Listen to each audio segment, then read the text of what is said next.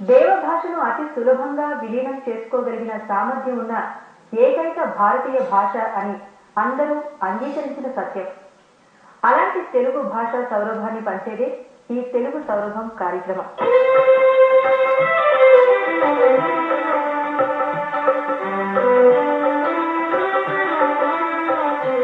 ఈ కార్యక్రమంలో మొదటి విభాగం మనదైన పద్య సంపదను పరిచయం చేసే పద్యామృతంలో మనకు ప్రముఖ రీడర్ తాడేపల్లి పతంజలి గారు ఓ చక్కని పద్యాన్ని వివరించి చెబుతారు.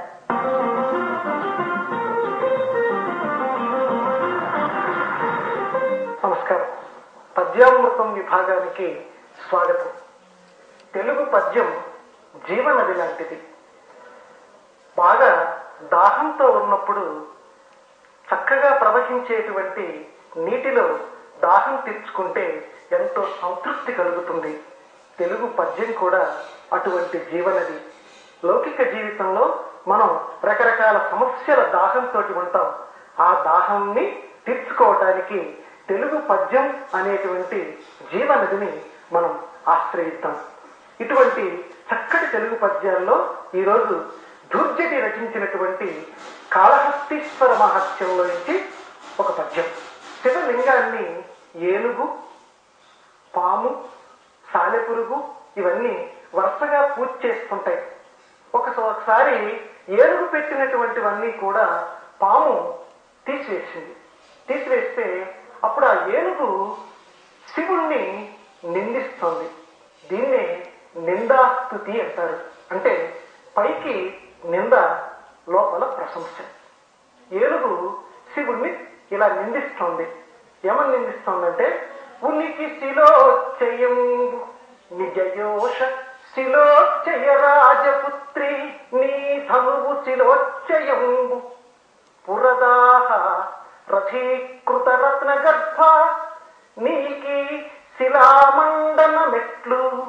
అయ్యా, ఉనికి శిలోచ్చయంబు, మహానుభావ, నువ్వు ఉండేటువంటిది ఉనికి శిలోచ్చయము. నువ్వు ఉండే కొండల ప్రాంతంలో ఉంటావు.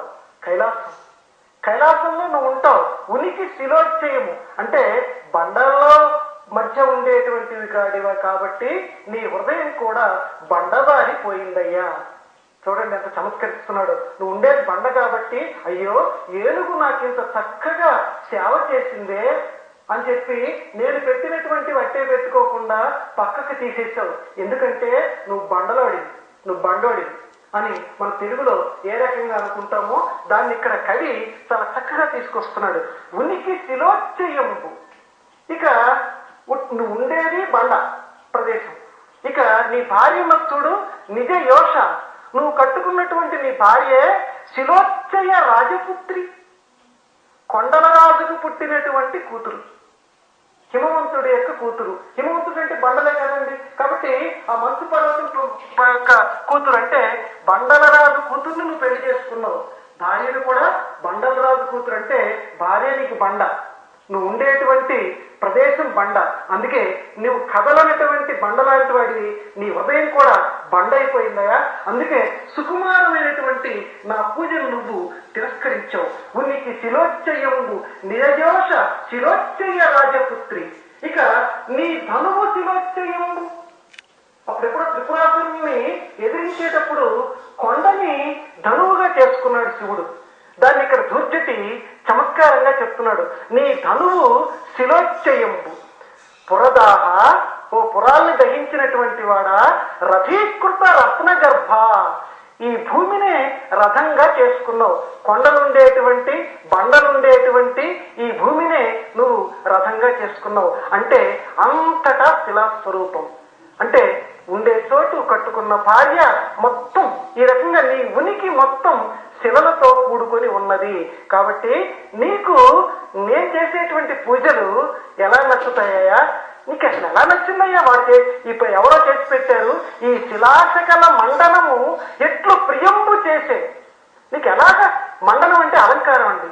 నీకు ఈ శిలలతో కూడుకున్నటువంటి అలంకారం నీకు ఎలా నచ్చింది? ఏమనగలవాడా? అయినా నేనేమంటానే, నువ్వు దేవస్థానంలో ఉన్నావు, నేను భక్తుడిగా నీ క్రింది స్థానంలో ఉన్నాను. వ్రతహాని అనొచ్చు దురాత్ముడుండగన్, నేను చేస్తున్నటువంటి వ్రతాన్ని చక్కగా నీకు అలంకారం చేస్తున్నాను.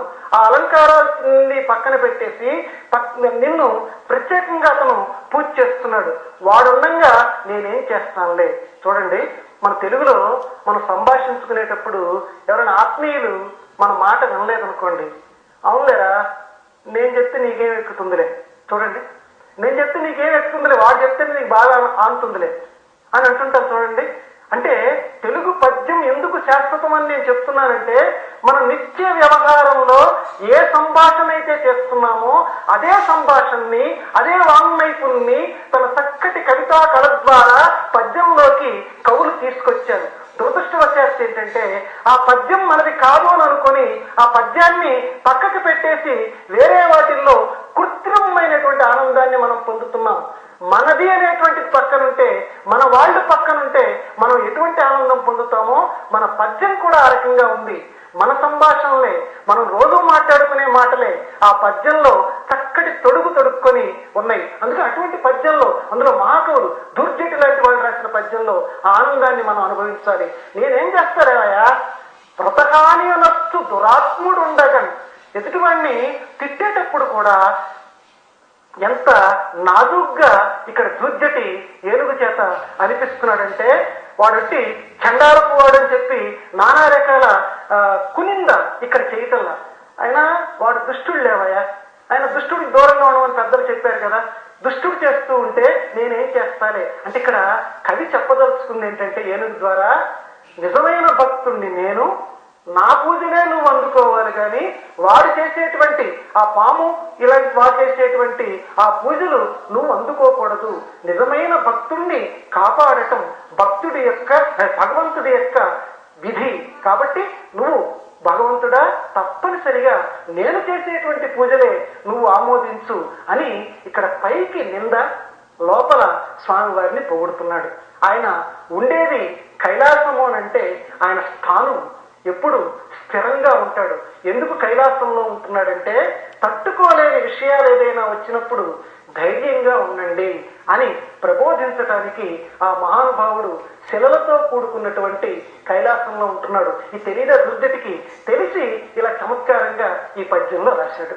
ఇటువంటి చక్కటి పద్యాన్ని మనం కంఠస్థం చేసుకొని దీన్ని నలుగురి చేత చదివింపచేద్దాం.